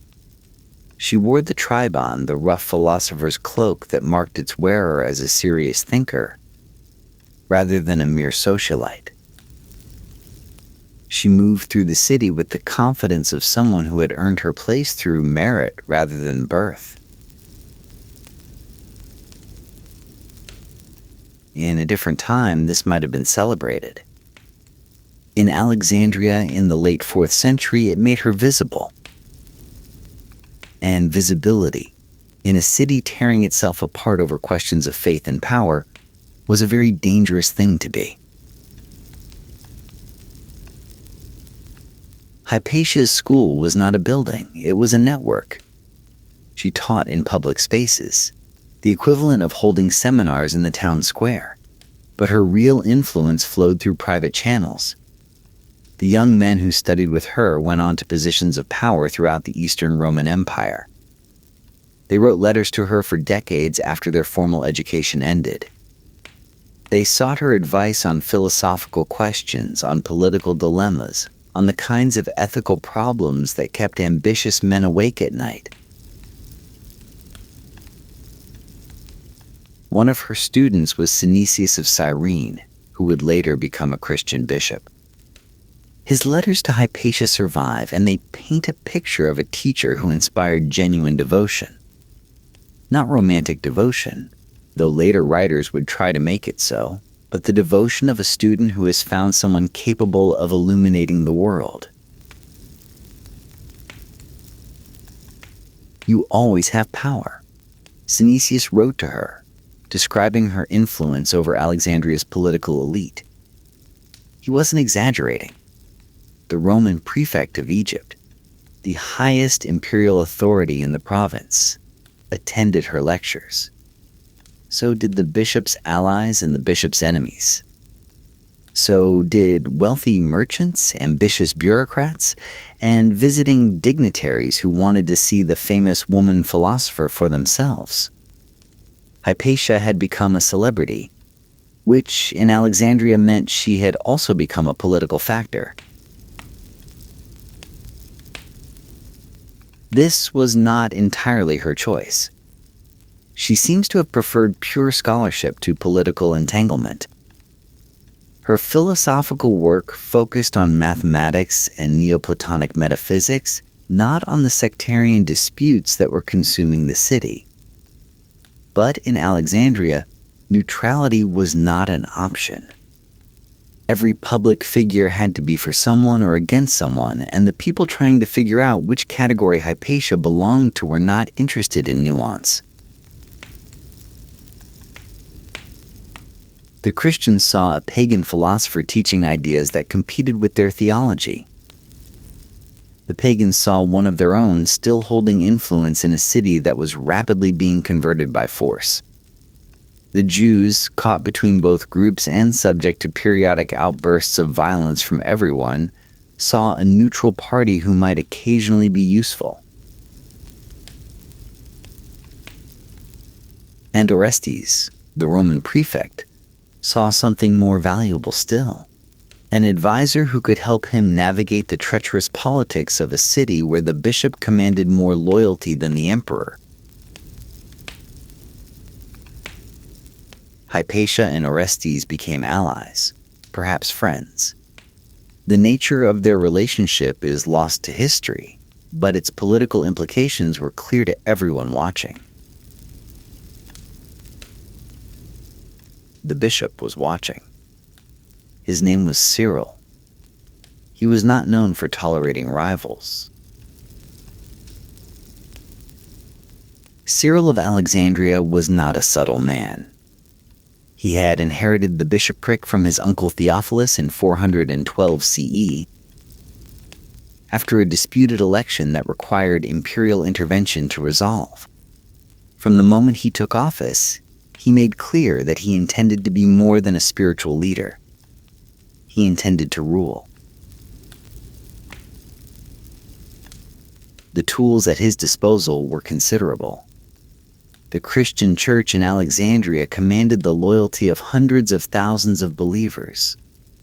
It controlled charitable institutions that fed the poor, hospitals that treated the sick, networks of monks and clergy that reached into every neighborhood of the city.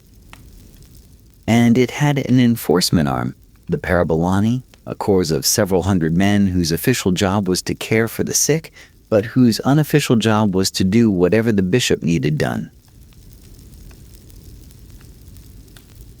Cyril used all of these tools aggressively.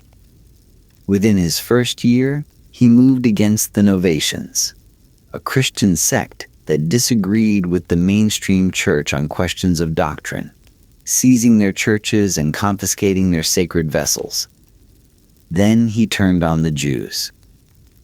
After a series of escalating confrontations, Cyril's supporters launched a pogrom that drove the Jewish community out of Alexandria entirely, ending more than 6 centuries of Jewish presence in the city. The prefect Orestes was horrified. He was also a Christian. You couldn't hold high office in the Roman Empire without being one. But he was the kind of Christian who believed that civil authority should remain separate from ecclesiastical power. The emperor ruled the empire. The bishop guided souls. These were supposed to be different jobs. Cyril did not agree. Cyril believed that the church's authority superseded all earthly powers, and that anyone who stood in the way of Christian dominion was an enemy to be destroyed. The conflict between Cyril and Orestes became open warfare. Orestes reported Cyril's excesses to Constantinople. Cyril's supporters attacked Orestes in the street, wounding him with a thrown stone. Orestes had the attacker arrested and tortured to death. Cyril declared the dead man a martyr. The city divided into factions. Cyril's faction was larger, more organized, and more willing to use violence. Orestes had the law on his side, but the law was worth very little when mobs controlled the streets. And standing beside Orestes, offering counsel and support, was Hypatia. This was probably not a political calculation on her part. Hypatia had been advising Roman officials for decades. It was part of her role as the city's leading philosopher. But in the poisoned atmosphere of 415 CE, advising the prefect was the same as opposing the bishop.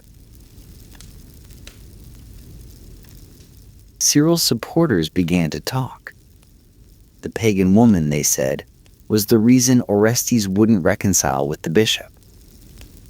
She had bewitched him with her philosophy. She was an obstacle to Christian unity.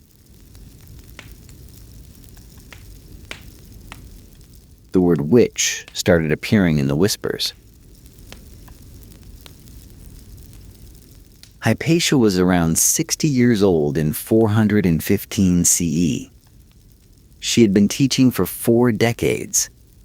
She had watched the city she loved tear itself apart multiple times and somehow kept her position through all of it. Through the destruction of the Serapeum in 391, through the expulsion of the Jews, through the endless sectarian violence that made Alexandria famous throughout the empire for being ungovernable. She had survived because she was useful. Because powerful men valued her counsel. Because even the most fanatical Christians could appreciate a brilliant mind, as long as that mind didn't directly challenge their authority. But the rules were changing. The old Alexandria, the Alexandria of the Library and the Museion, where scholars from different traditions could argue without killing each other, was dying. The new Alexandria belonged to whoever could mobilize the largest mob. Cyril was very good at mobilizing mobs. Orestes was not. Hypatia could see what was coming. She must have been able to see it. She was, by all accounts, one of the most intelligent people of her age, and you don't survive 4 decades of Alexandrian politics without developing a keen sense for danger. But she didn't flee. She didn't hide. She didn't convert to Christianity and seek the bishop's protection, though some philosophers had done exactly that. Maybe she was too proud. Maybe she believed that her reputation would protect her. Maybe she simply couldn't imagine abandoning the city and the work that had defined her entire life. Or maybe she understood that there was no safe place to run to. The entire empire was turning. The old ways. Her ways, the ways of rational inquiry and philosophical debate, were being swept away by a new order that had no use for them. If she fled Alexandria, where would she go? Another city that would soon face its own Cyril? A rural estate where she would wither away from intellectual isolation? She stayed. She kept teaching. She kept advising Orestes. And the whispers kept getting louder. A Christian named Peter, a reader in the church, a minor official, began organizing something. The sources don't tell us exactly what. But Peter was connected to the Parabolani, and the Parabolani were connected to Cyril. And somewhere in that chain of connections, a decision was made. Hypatia had to go. Not exile. Not imprisonment. Not public trial. Something faster. Something that would send a message. It happened in March of 415 CE during the season of Lent. Hypatia was traveling through the city in her chariot, the ancient equivalent of a carriage, when a mob appeared. Led by Peter the reader, they surrounded her vehicle and dragged her out. They pulled her through the streets to a church called the Caesareum, which had once been a temple to the deified Julius Caesar before being converted to Christian use. Inside the church, they stripped her naked. What happened next is recorded by multiple ancient sources, though they disagree on the details. Most agree that she was killed with ostraca, pottery shards, or, according to some accounts, sharpened oyster shells. When she was finally dead, they dragged her remains through the city to a place called Cinnaron and burned them.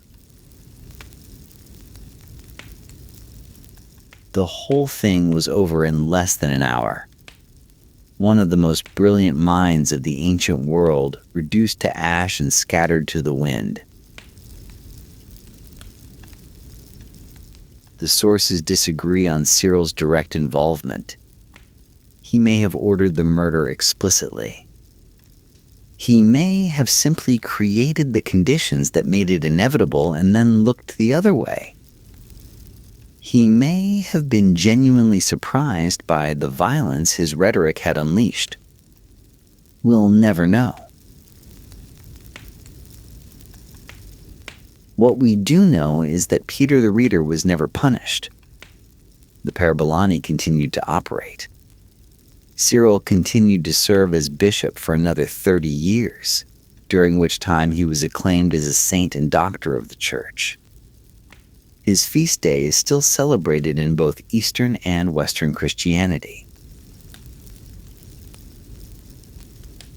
Orestes disappears from the historical record after Hypatia's death.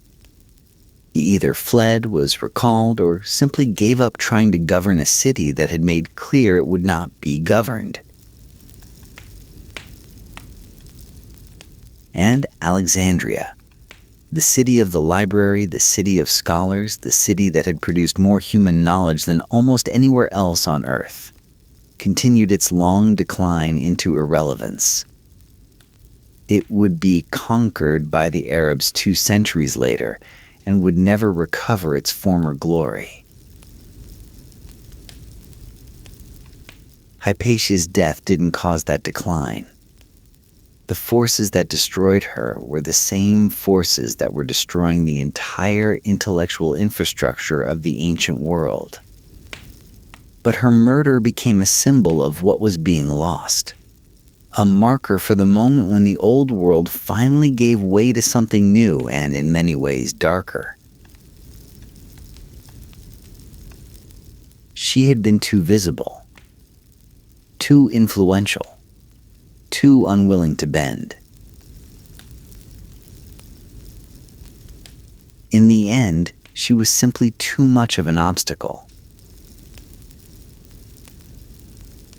Here's where the story gets uncomfortable. The popular version of Hypatia's death goes like this. She was a pagan martyr, killed by Christian fanatics for her scientific beliefs. She represents reason destroyed by superstition, enlightenment crushed by religious zealotry. She was murdered because she taught astronomy and mathematics in a city that was turning against secular learning. This version is satisfying. It's also mostly wrong. Hypatia wasn't killed for being a pagan. Alexandria was still full of pagans in 415 CE, and most of them weren't being murdered. She wasn't killed for teaching science.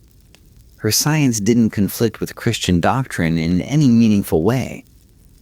And Christian students had been attending her lectures for years without anyone objecting. She was killed because she was politically inconvenient. Cyril wanted to consolidate power over Alexandria. Orestes was in his way. Hypatia was Orestes' most visible ally, a figure whose prestige and influence helped legitimize his resistance to the bishop's authority. Removing her would isolate Orestes and send a message to anyone else who might consider opposing Cyril's agenda. The religious framing was useful, of course. Calling Hypatia a witch made the murder feel righteous rather than merely political. It transformed a crude power grab into a spiritual crusade. But the underlying motivation was the same as it always is. Someone powerful wanted something, and someone less powerful was in the way. This is what gets lost in the simplified reason versus faith narrative. Hypatia wasn't killed by religion.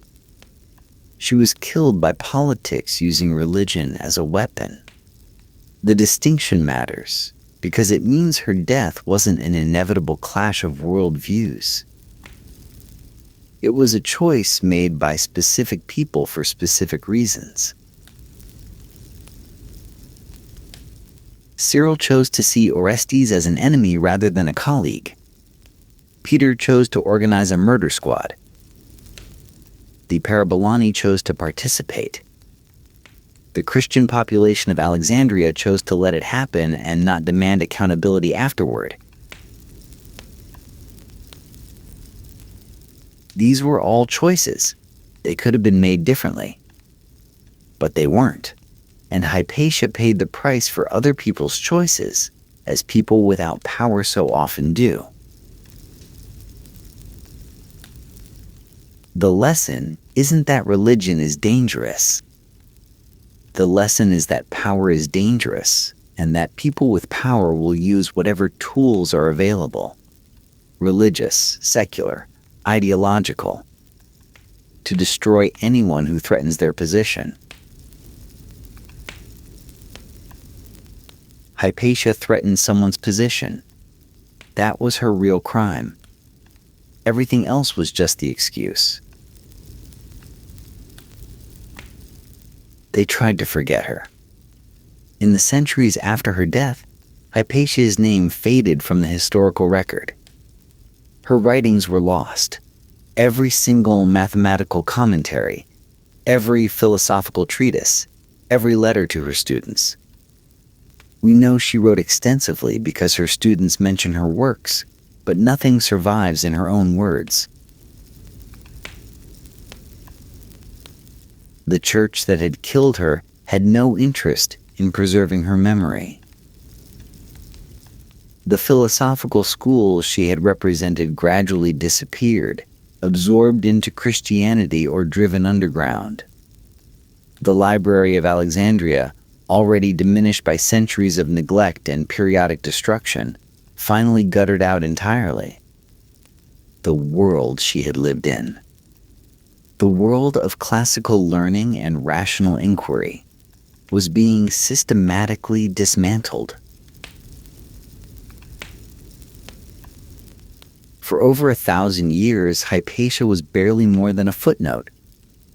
A few scattered references in Byzantine encyclopedias, a paragraph in the church historian Socrates Scholasticus, a lurid retelling by the Christian chronicler John of Nikiu, who celebrated her death as divine punishment for her sins.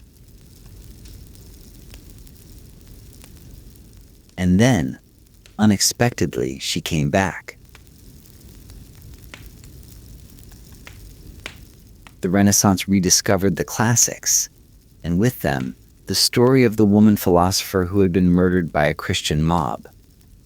Enlightenment thinkers seized on her as a symbol of reason destroyed by superstition. Voltaire wrote about her. Edward Gibbon made her death a turning point in his decline and fall of the Roman Empire.